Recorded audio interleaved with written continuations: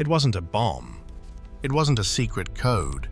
It was just a report, a simple sheet of paper, typed, stamped, and filed. And yet on March 17, 1943, that report sent a quiet shockwave through the highest levels of the Nazi regime. It didn't speak of secret weapons or battlefield breakthroughs. Instead, it contained a single, staggering line. U.S. bomber production, 1 per hour. 1 bomber, every single hour. Not in months, not in years, soon. How could a factory an ocean away shake the foundations of a fascist empire built on steel, fire, and fear? To understand the full weight of this moment, we must rewind.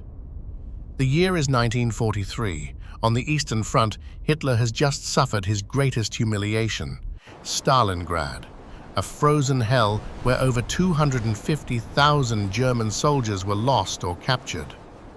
In the West, American boots are hitting the shores of North Africa.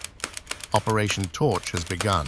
The United States is now all in, and inside Germany, a different kind of war is brewing. One fought in whispers, doubts, and forbidden truths.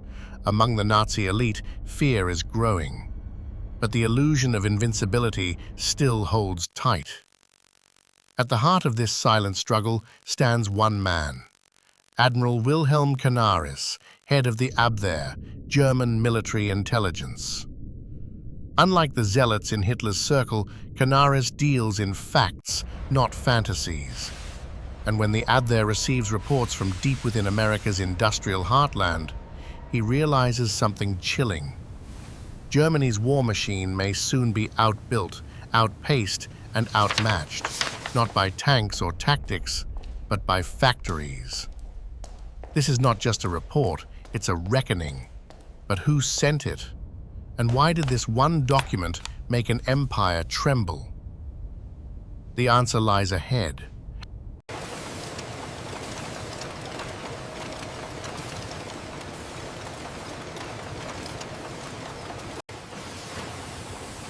In a world ruled by terror, blind obedience was the norm.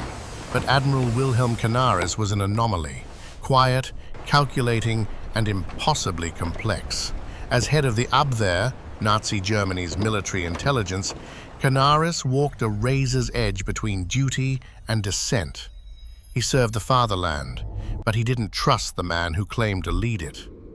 While Hitler surrounded himself with yes-men and ideologues, Canaris preferred reality, no matter how grim.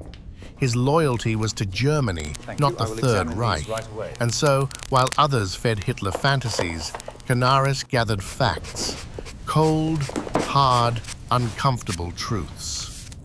At its peak, the Abwehr was a spiderweb of agents and informants spread across Europe and beyond. They were the shadow behind many early Nazi victories. But as the war dragged on and the tides began to shift, the Abwehr found itself slowly strangled by its own regime. Heinrich Himmler, the ruthless head of the SS, saw Canaris as a threat. The Gestapo began to close in. Truth, it seemed, was becoming more dangerous than any enemy army. But before the silence came a signal from across the Atlantic, from a place few Germans had ever heard of, Willow Run. It wasn't a battlefield. It wasn't a bunker. It was a factory, a sprawling living organism of steel, labor, and motion. Built by Ford Motor Company, Willow Run took Henry Ford's dream of the assembly line and aimed it at the skies. A car every few minutes? Now, it was a bomber every 60. The B-24 Liberator, a 4-engine giant, deadly and durable. Willow Run was projected to produce one every hour. To the German mind, so steeped in craftsmanship, precision, and slow, rigid control, this was unthinkable. In America, chaos bred innovation. Women, immigrants, farmers, mechanics, shoulder to shoulder on the factory floor. No uniforms, no ideology, just the ticking of the clock and the roar of engines. In Nazi Germany, everything was order, rank, discipline, purity, obedience. No room for failure or flexibility. Two worlds, two systems.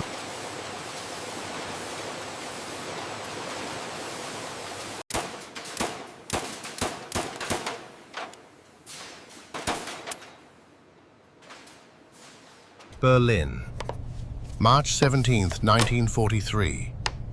A grey morning, a silent room, and on the table, a document that should have changed everything.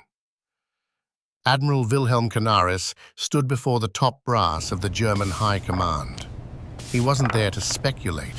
He came with data, disturbing, undeniable data. The Abwehr report laid out everything in chilling detail.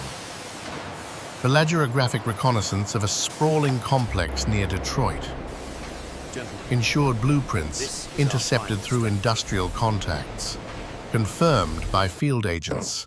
Willow Run was weeks away from full operation, and when it did, it would do something no German factory ever could: build one 4-engine heavy bomber every 60 minutes. That's 24 aircraft every day, even on weekends. Each one capable of carrying 3 tons of bombs, each one destined to fly over Germany. For a moment, there was silence, and then laughter. Hermann Goering, commander of the Luftwaffe, leaned back and scoffed. Impossible. Americans? Build like this? They're lazy consumers, not warriors. Adolf Hitler remained silent, then spoke flatly.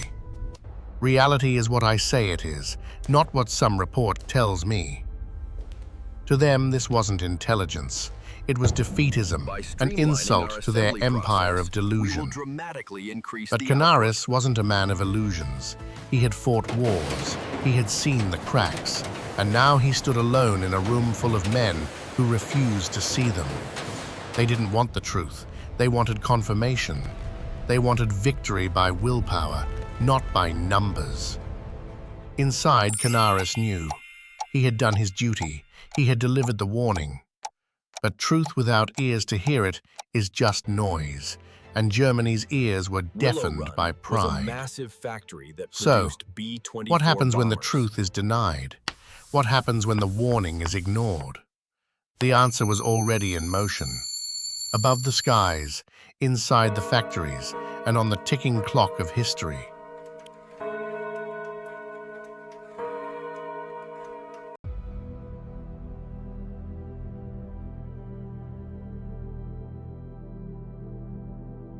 They didn't believe it. They laughed. They dismissed the numbers. They called it impossible. But the bombers came anyway. From 1943 to 1945, the skies above Germany changed forever. Day after day, the B-24 Liberators, born from the belly of Willow Run, darkened the clouds over Cologne, Hamburg, Dresden, Berlin. Each hour, a new shadow took flight. Each night, the Reich crumbled, brick by brick, factory by factory. The Luftwaffe, once a symbol of Nazi dominance, was pushed to its breaking point. Fuel was scarce, pilots were fewer. The skies were no longer German. They belonged to Detroit.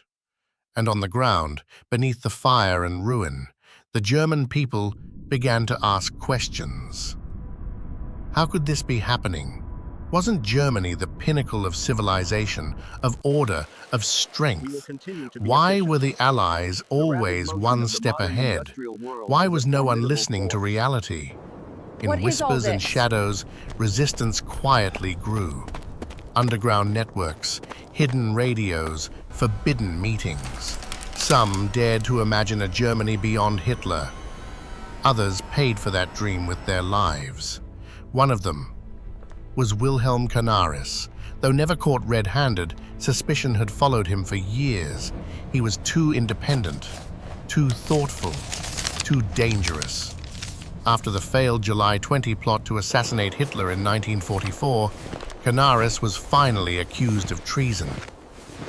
In April 1945, just weeks before the war ended, He was executed by hanging in Flossenburg concentration camp. A man who told the truth, killed by those who refused to hear it. Meanwhile, across the ocean, America had built over 18,400 B-24 bombers, the most produced heavy bomber in history. Germany struggled to produce even 500 aircraft of comparable power in the same span. The math was never wrong. The report had been right, painfully, devastatingly right. So the question echoes through history. What if they had listened? Could this war, this devastation, have ended differently?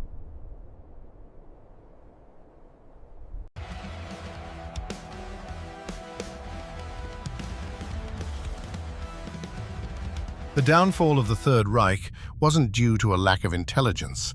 It was due to a lack of belief. The facts were there, clear, confirmed, undeniable. But truth is powerless when buried beneath ego, ideology, and fear. Authoritarian regimes don't fear enemies. They fear uncomfortable truths. To admit that the enemy might be stronger, to admit that a lesser people might outproduce, outthink, outlast you. It wasn't just unthinkable, it was forbidden. And so, reality became heresy. But while Berlin clung to fantasies, on the other side of the world, a different system was proving its power, not on the battlefield, but on the assembly line. That system had a name, Did you provide any assistance Willow to the Run. Allies during the conflict? It wasn't just a factory, it was a symbol, a place where immigrants, Black Americans, white Americans, women, and former farmhands worked side by side. No single ideology, no single bloodline, just a shared goal, and a clock that never stopped ticking. In Germany, conformity was enforced. In America, diversity became strength. Where Germany demanded obedience, Willow Run encouraged initiative. Where the Reich worshipped control, America trusted organization and trust in the system. This wasn't about better technology. Germany had brilliant engineers, deadly rockets, advanced jet planes. But America had something more powerful, the ability to scale, to mobilize, to adapt. Mass production beat elite design. Practicality triumphed over perfectionism. Reality outlasted myth. The war was not just a clash of armies, but of mindsets. And in that battle, the factory floor became more powerful than the battlefield. So, what do we learn from all this? That truth doesn't need to be spectacular to be dangerous. That power doesn't always wear a uniform. And that denial is more deadly than any enemy. Never let pride blind you to the truth. Never let prejudice silence the facts.